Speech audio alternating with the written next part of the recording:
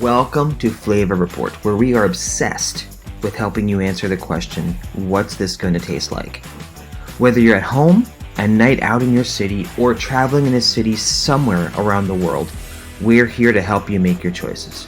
My name is Joe Winger. If you like today's episode, please like, comment, please subscribe, and share.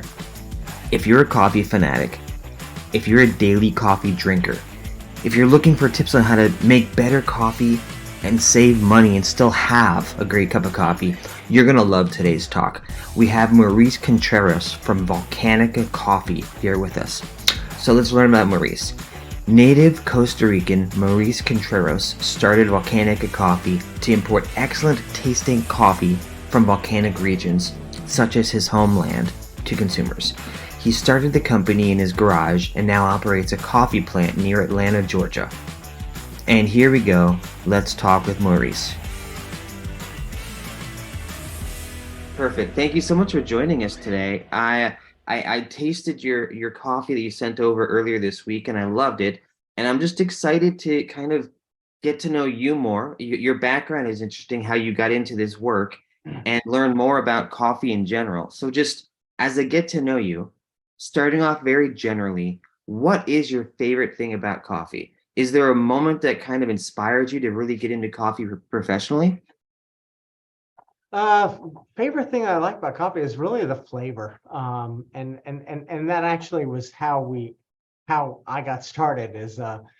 I'm from Costa Rica, and for a long time I would do annual trips with the family. It was be a family vacation, and on one of our trips we did a coffee farm tour, and just got to learn about coffee. And this is back in 2004.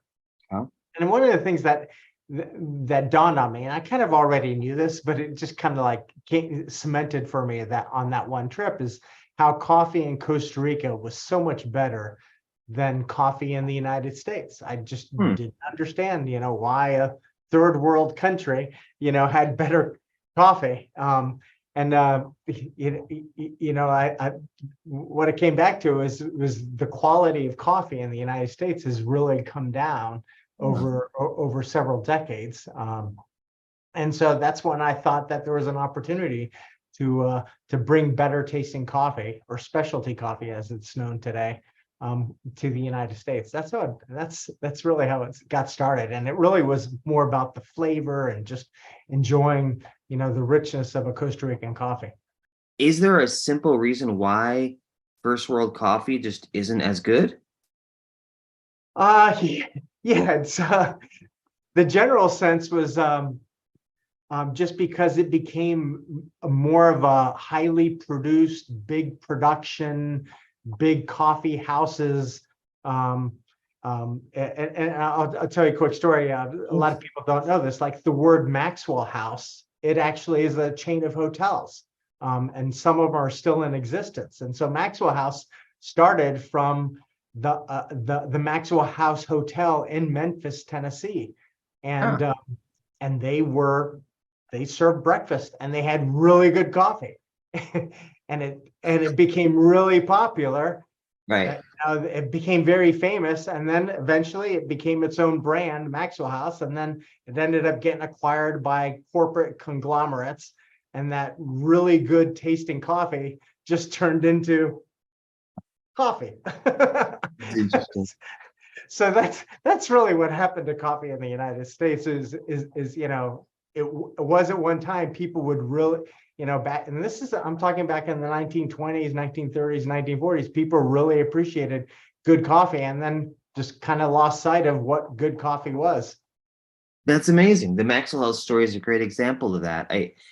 We were talking a few weeks ago to someone who works at a big spirits company, and they mentioned the same thing, that once an artisanal brand kind of goes corporate, oftentimes what made them so good, they find ways to, the quality goes down, which is unfortunate, but that's a really good example. Yeah, it's true. And just to go on, is the statement that I've, that's famous that I've heard, is the accountants got involved at the corporate level, and it was just buy cheaper quality, make it cheaper. How can we reduce costs? And that's how we ended up where we are.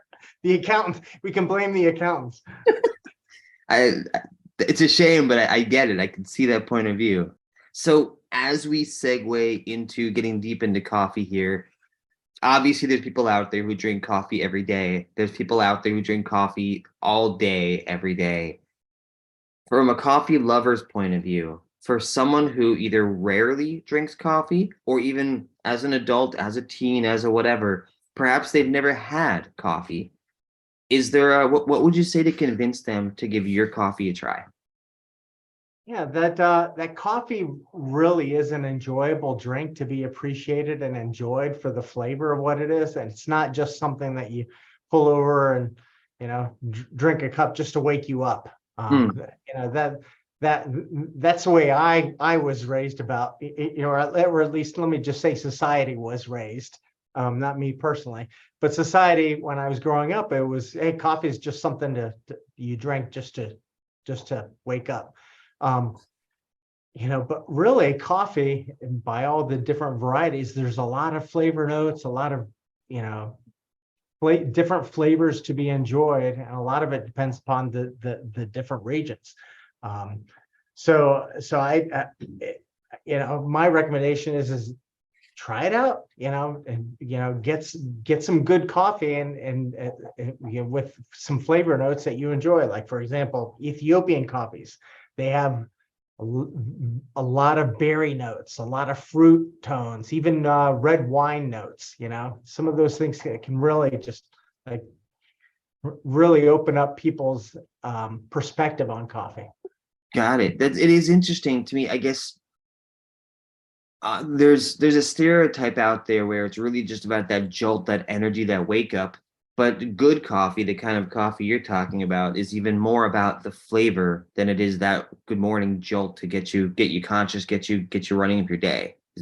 Your background, as far as the work you did before Volcanica Coffee Company, was it following a personal passion, or how did you go from your non-coffee professional life to opening this company? So my career was in marketing. Specifically, I was in the wireless telephone industry. And so it really was just about creating a brand. I Oh, was part of the startup team at TracFone Wireless, which is now a part of Verizon. So being a part of that, I was the national director. I created the brand. In fact, there's wow. still a lot of things that, in the brand that things that I created. So part of it was me. I had a passion for marketing. I love marketing. And when I did that with TracFone, I kind of thought, hey, what if, because I realized I wasn't, that it was going to benefit a lot of other people, because I worked in a corporation. But it Right. was kind of like, hey, gee whiz, what if I created my own brand and just created a business? And so I actually was on a hunt for probably a couple of years of thinking about, hey, what would be a good business to try? And Right. then I just kind of stumbled on coffee because it was staring me in the face. I'm from Costa Rica. Coffee is great. I love coffee. It was like one of those things. It was like, oh, it was right in front of me all along. See, I love that story, and I think there's such a message in there for, I guess, people of all ages, really, about this whole company. The success you're currently riding is all because you took a industry knowledge of marketing, a personal passion for coffee, and took the chance, the risk of putting them together and going for it. And here we are today as a result. And I think the world would be a better place if more people took that risk, but also recognizing that you took a really valuable skill set you had, your knowledge of marketing, your passion of marketing, and you put that knowledge and passion into a topic that I'm sure you did research for and realized there's a market need for. Yep, that's true. Yeah, you hit it right there. And then so I'll just add on to that Sure. about your comment about taking a risk. So it was a risk because I was in I was making a good living. I had a good salary, and I loved what I was doing. So it was kind of like, well, I don't want to affect any of that. So the kind of was, and this was in my business plan. It was a part-time thing just to see what happens and create something part-time, work nights and weekends and And that's how it all started out. It was like one Wow. foot in the corporate world and then one foot in this other side hustle. How did your family feel about that? Was there anxiety? Was it just super go for it, or what was the response like? Yeah, it was definitely it was definitely a struggle there because I had a young family, and and I loved spending time with them and being with them, and there was always a conflict. But part of how I resolved that was I would just wake up early in the morning, and I spent my time. I For a longest time, I'd get up 1 hour or 1.5, sometimes even 2 hours before I had to go to work or do something else. And I would go into my home office and do my little thing and just work on that. That's so I didn't want to neglect the family, and I didn't. Yeah. Segueing to the actual coffee part now, Okay. your website mentions coffee regions and how the region's soil contributes to the taste. And a lot of our audience who's into food and wine will realize the terroir aspect is very familiar to that. So, can you pick 2 or 3 regions and explain how what their soil is like and how it does contribute to the taste? Sure. I'll start with the African coffees, for example. Their soil is very unique, in that coffees from Africa tend to have a lot of berry notes, a lot more flavor of fruit, which is very unique and very different, compared to, say, coffees from Indonesia. Um, Indonesian coffees um, tend to be lower in acidity, and acidity provides flavor, um, uh, but they're still very good tasting coffees, even though that they're lower in acidity. Uh, um, they still do very well. As coffees in Africa are very acidic, provide a lot of flavor. Um, so also the coffees in Indonesia, Sumatra, for example, Papua New Guinea, and even Hawaiian Kona coffees. Those tend to have a lot of boldness. Like when you taste the cup, your mouth just tends to like really just have that bold, you know, flavor, which you don't get in African coffees. It's really different. Huh. So those That, are couple examples there. sure, sure. So really, it is much like old world wine versus new world wine. It really is a noticeable difference in mouthfeel depending on what region you're going after. And I know we'll get into this a bit later, but I guess when we're looking for which beans we should buy, we should do a little bit of research to figure out what kind of experience we want to have before we go ahead and shop. That's kind of what it sounds like, right? Yes, yeah, you hit it right there. When people ask, hey, what kind of coffee should I buy? I always ask, well, what kind of flavors do you like? Start there. And then also for people that are really for experimenting, I just say try different coffees from different regions around the world, and then try and figure out what is your favorite. Is it kind of like going to an ice cream shop where there's a bunch of different flavors, but they're all going to be pretty tasty? Is that kind of how it is? Or could I really go in and have a not negative experience, but could I get some beans that, my gosh, just really, really aren't for me? Yes, and there are some coffee regions that just don't do well, Hmm. that don't provide the good flavors, and we do not carry coffees like that from those countries. Your Costa Rican, the volcanic regions really might have inspired the whole brand, obviously with the name involved. So tell us more about the Costa Rican volcanic regions. Yeah, so the most popular coffee growing region in Costa Rica is the Tarrazú area, which is a very mountainous, goes up to 5,000 feet above sea level, south of San Jose, and very steep. Um, the coffee beans, because of the volcanic soil, have a lot of flavor. It's a very mild flavor, but very flavorful as well. And because of the elevations, the beans are also very dense. It's a harder bean. In fact, there's a designation, strictly hard bean, Huh. HSB, that is used in the industry because of that. But yeah, so coffee, being from Costa Rica, I was pretty much, I came here when I was a baby. But it was funny. My mom would tell the stories about, she would assist with her father, which is my grandfather, in the harvest, in when they were out in the, because my grandfather was a teacher, let me just say that, and he would work out in the rural areas of Costa Rica. And in the rural areas where the coffee bean farms were, they would assist during the harvest time with picking coffee beans off the trees. Huh. So it's kind of neat. So there was the connection going back, a couple generations in our family. So really, I mean, I guess there's been a coffee influence throughout generations of your family. It sounds like. Yes. Yeah. Well, so for the longest time, for decades, maybe probably even a century, up until this century, coffee was the #1 product for Costa Rica. Today it's tourism, but coffee for the longest time. And so coffee always was part of, growing up. I always had coffee. My parents were always drinking coffee. We had coffee every morning. Wow. Well, just because you bring that up, and not to segue too much, but if somebody wanted to visit Costa Rica, maybe even a coffee lover, is there a place you can recommend as far as an area to come visit, or is that out of your sight? Yeah, yeah. So actually, one of the farms that we work with, Finca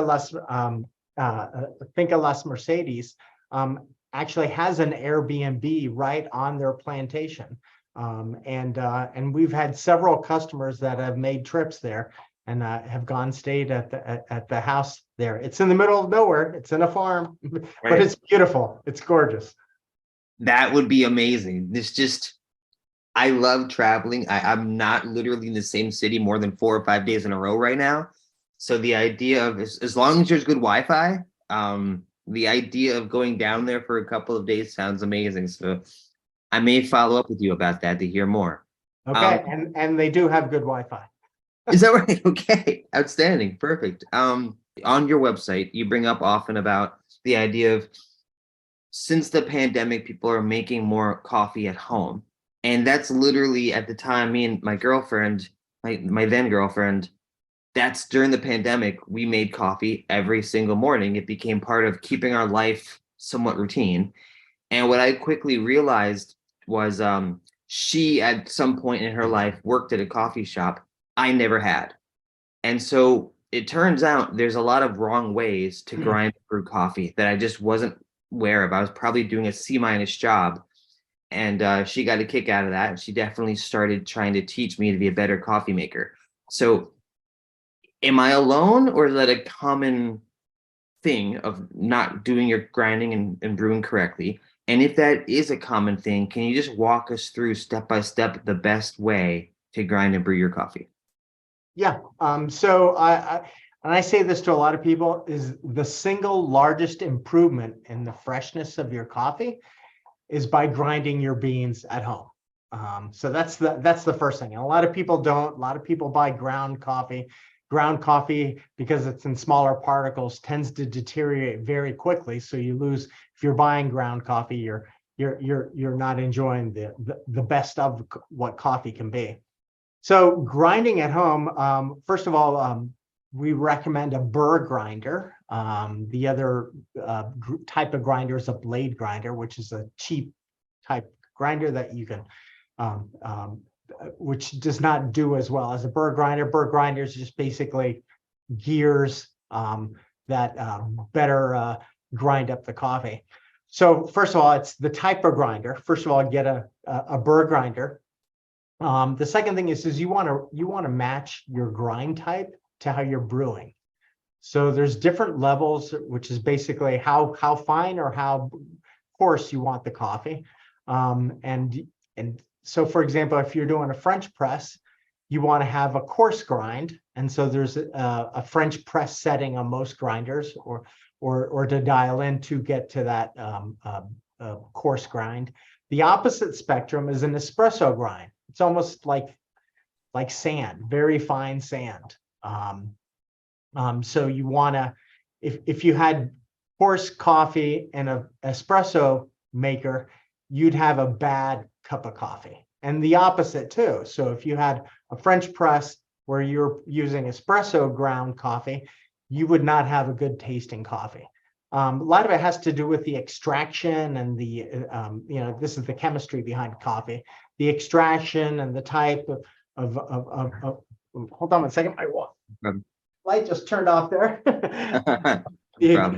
The extraction of coffee to water. That's why you want to match the grind type. And then in the middle of that would be like a traditional drip grind, which most people have, which is a medium coarseness of a grind type. And that works best with pour overs or a drip grind. And the other thing that makes a ton of sense, but I didn't really put two and two together, is how much, once you buy the equipment, you're saving quite a bit of money by doing this all at home. And can you help somebody who, so many people have their daily routine of stopping by a certain coffee shop, buying their $4, $5, $6 coffee, and that's just part of life. Is there anything there to elaborate on as far as helping somebody understand, not just, it sounds like they're going to get a lot more value and quality out of doing it at home, but from a money and a budget point of view, how much can they save doing this? Oh yeah, savings are a cup of coffee outside can cost anywhere between, depending upon where you get it, between $3 to $6 for a regular cup of coffee. You could drop that down a lot less to probably like 50 cents per cup of coffee, and sometimes even less than that. Plus, you're also controlling the actual flavor of that coffee of in your selection process of the type of coffee that you're doing. But the savings is actually very great. In fact, I'm going to do real quickly here. So if you just a typical bag that we sell has 42 cups of coffee. That's 43 cents a cup. Wow. Right there. So 42 cents, 43 cents compared to $5 or $3, that's a big savings right there. And then you're also controlling how hot it is and how fresh it is. Absolutely. You may know this already. I'm wondering aloud right now, the average coffee drinker, just right down the middle, how many cups do you think they have a day? Is there a pretty common assumption out there? Or is it all over the board? Yeah, it is all over the board, but the average is about between 1 to 2 cups of coffee. And I just read this morning in the Wall Street Journal, 66% of Americans have had coffee within the last day. Wow. So that's a lot of people who may or may not be having it correctly and may or may not be overpaying by several dollars for that cup. And they may or may not be enjoying that cup because they may be missing out on flavor that they're not even aware of. Yep, that's true. Volcanica, you've mentioned a few times now low acid. Can you talk a little bit about Volcanica's low acid coffee products? And I'm making assumptions. So how it affects taste, how it affects your digestion, how it affects the drinker's health. Sure.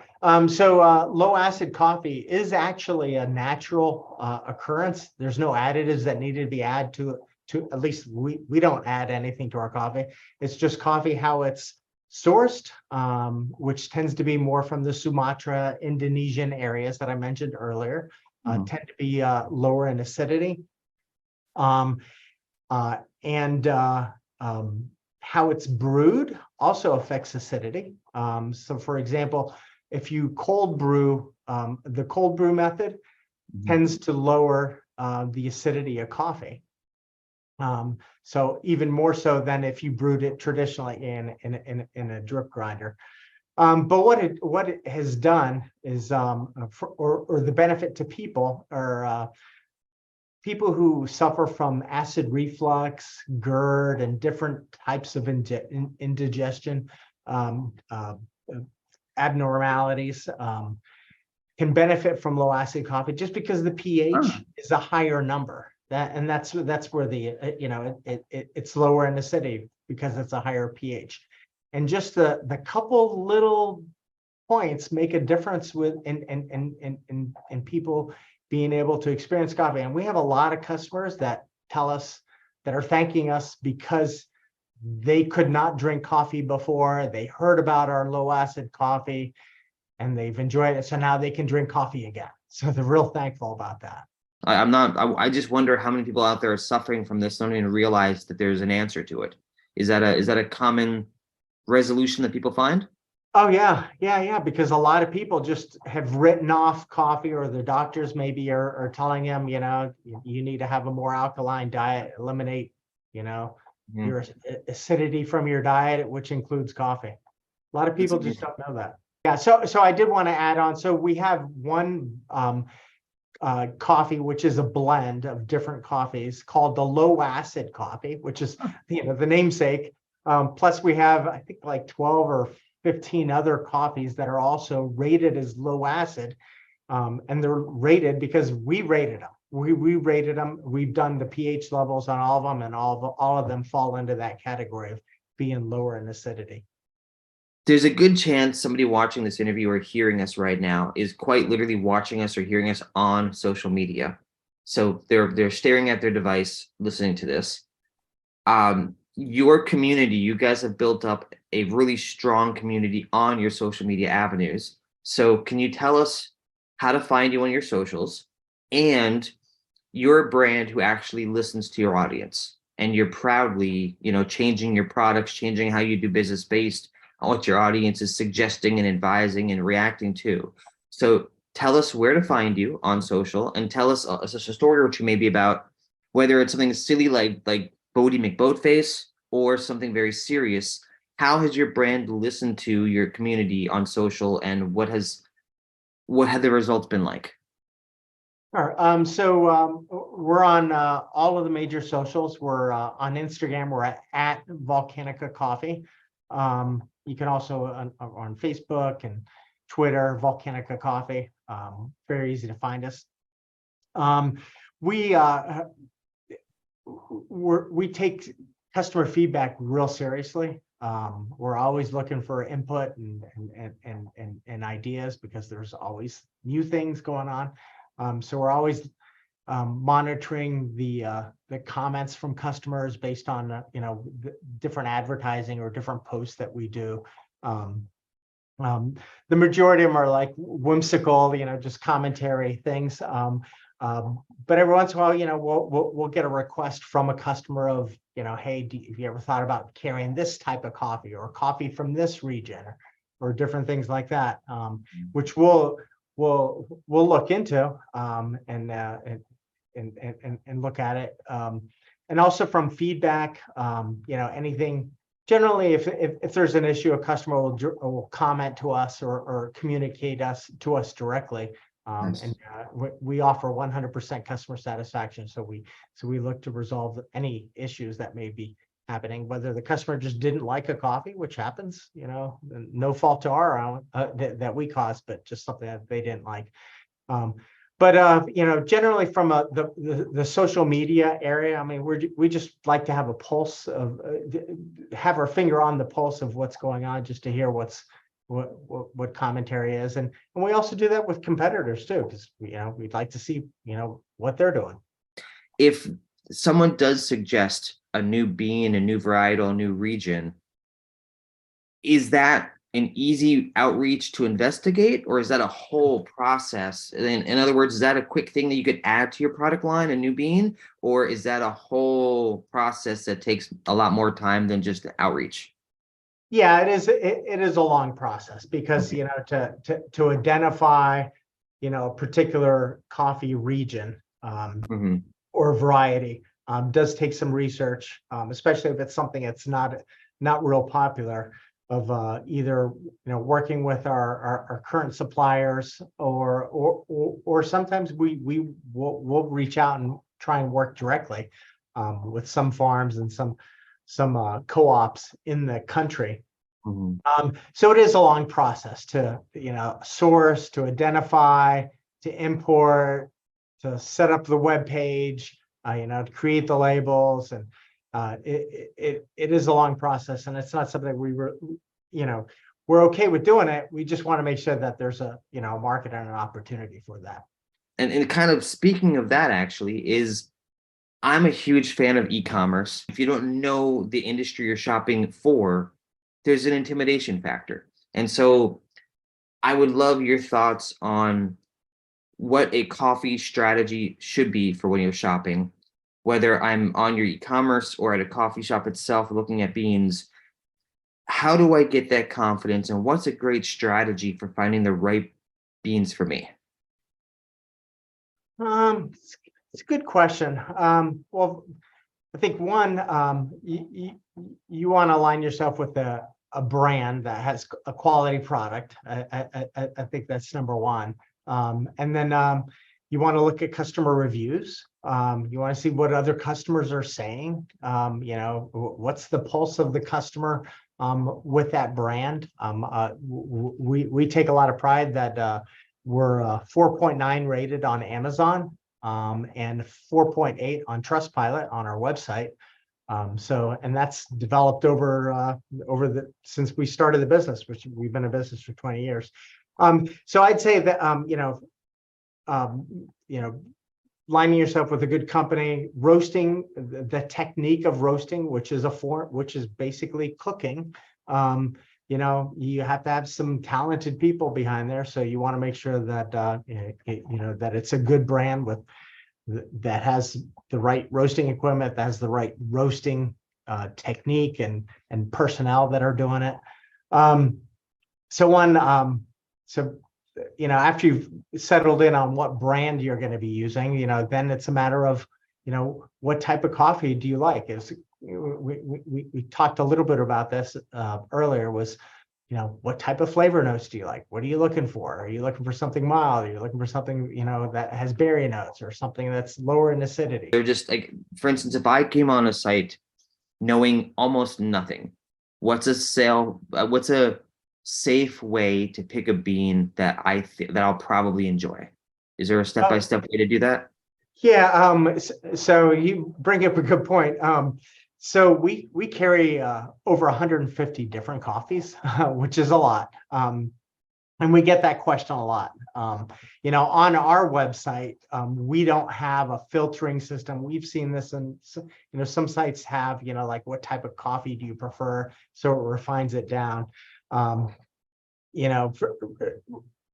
Usually customers will default back to what they're used to or what they're familiar with.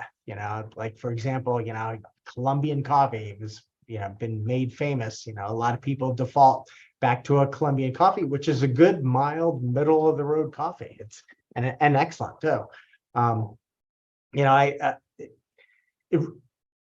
Visiting our website, you really have to have some some preference of what you're looking for. But you bring up a good point. That having some tools out there would be beneficial to people to help in the selection process.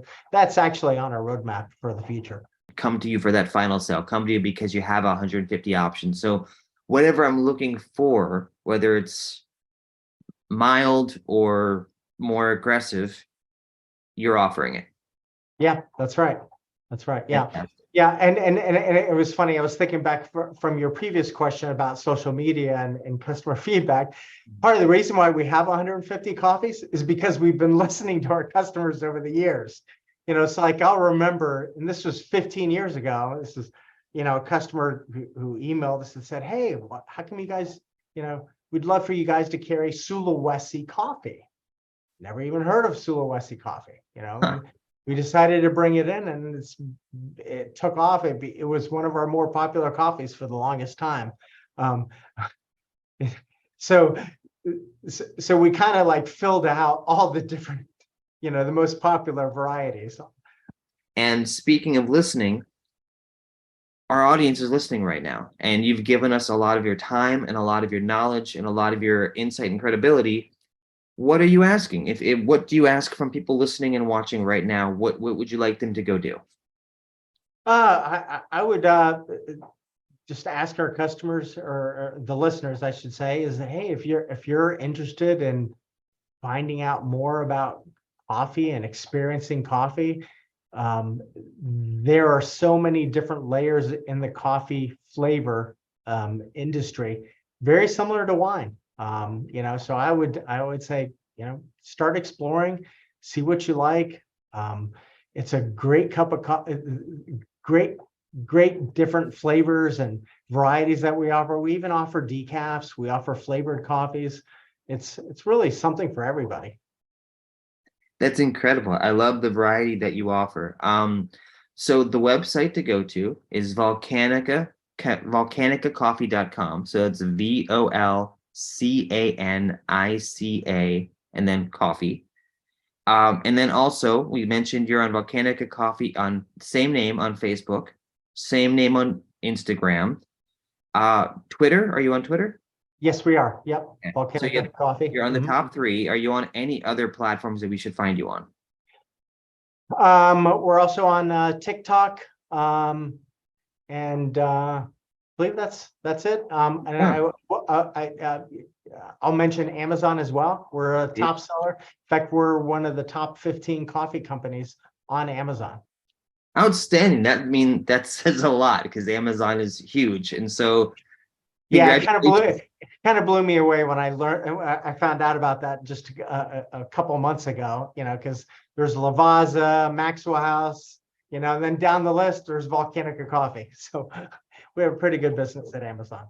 That's amazing. That says a lot. So congrats, because that's a good brand association to be with. So the future of coffee that what we're seeing is more specially curated lots.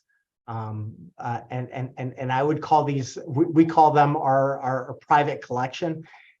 Farmers that are actually getting in and fermenting their coffee with mango, peach, different types of fruits that they're fermenting in with the coffee, which is infusing, so to say, or fermenting in those flavors in the coffee. And it's really interesting. Some really good coffees that are coming out of there.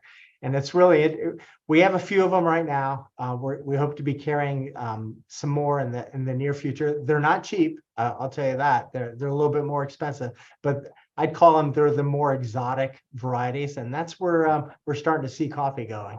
Wow, and you said you're already carrying some of it, but here we are in March of 2023. What's the timeline on that as far as, so it's not even the future, it's the now. Is that correct? Yeah, the future's now, and the reason why I say it's just a growing trend. I think as people become more aware that these special lots exist, that they would start to experiment. It's still somewhat new, and we still have a lot of farmers that are experimenting and tweaking, doing different things to improve the flavors. And I was going to ask that. So mostly experimenting and the tweaking is all about creating stronger flavors, different flavors. Is that the result behind that? Yeah, and not so much stronger flavors, but just different flavors, very unique flavors. Yeah, I love the fact that we purpose to give back. We love to give back, and because of that, we've been blessed. We've been very successful. We donate 1% of our website sales to an organization called Charity Water. And what they do is they basically build water projects or infrastructure in impoverished communities around the world. This year, we're actually sponsoring a well in Ethiopia for a particular town. It's about, I think the cost is like $16,000. To build the well, the filtration system, everything involved with that. We basically have because of our donations that we're giving, we purchased that single well. But we're real proud of that. We don't know these people. We just know that we buy a lot of coffee from Ethiopia, and we'd love to give back to them. As we wrap up, Maurice, I want to thank you because I feel like you've given us a lot of 101 basic knowledge, but you also given us a lot of more higher level knowledge, and especially behind the scenes of you building your business, what you built it to, what inspired you. So thank you so much for your time. This really has been really interesting, and I just appreciate you giving us a little bit of your time this morning and giving us some coffee talk. Thank you, Joe. I really appreciate the time and the opportunity for this interview. Appreciate it. Thank you, Maurice. I really enjoyed our conversation and learning more about the beans and the origins, as well as your story about deciding on how you're going to launch the company. So as always, thank you for listening, and I'll talk to you next time.